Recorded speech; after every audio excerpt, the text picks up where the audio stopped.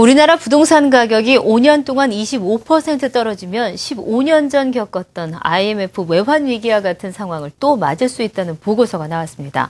1,000조 원에 육박하는 가계부채의 절반 이상이 부동산 관련 대출과 엮여 있기 때문입니다. 신선미 기자입니다. 가계부채가 2000년대 들어 빠르게 증가하고 있습니다.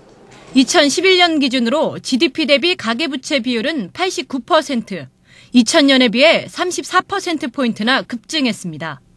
그렇다면 지난 10년 동안 가계부채 증가를 주도한 원인은 뭘까? 글로벌 금융위기 이전에는 주택가격 상승에 따른 기대감 때문에 투자를 위한 대출이 늘었다면 금융위기 이후에는 가계 소득이 악화되면서 생계형 대출 수요가 늘은 것이 주요한 요인이었습니다. 시간이 흐를수록 부채의 질은 더욱 나빠진 겁니다. 세부적으로 보면 2007년부터 비은행 금융기관의 대출이 빠르게 증가했습니다. 정부의 가계대출 억제 정책으로 은행 대출은 둔화된 반면 고금리인 제2금융권으로 대출 수요가 옮겨갔기 때문입니다. 대출 형태 면에서도 글로벌 금융위기 이전에는 주택담보대출 비중이 높았지만 최근에는 소득이 둔화되면서 신용대출이 빠르게 증가하고 있습니다.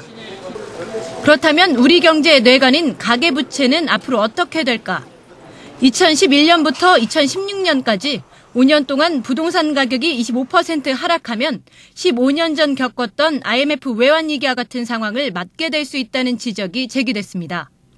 2011년 기준 900조 원인 우리나라 가계부채 가운데 절반 이상이 주택자금에 쏠려 있기 때문입니다.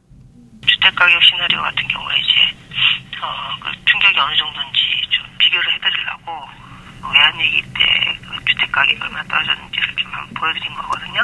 그 영향은 비슷한 것 같아요. 부채금액 비중이 부동산 가격이 25% 빠지는 경우에도 한계가격 비중이 이제 10% 정도로 늘어나고 10%까지 늘어나고 그다음에 외환위기 시나리오 하에서도 10% 정도까지 늘어나니까.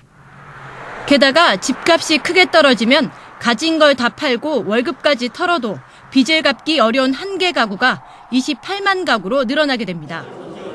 최근 부채의 질뿐만 아니라 상환 부담까지 커지며 최대치를 경신하고 있는 가계부채.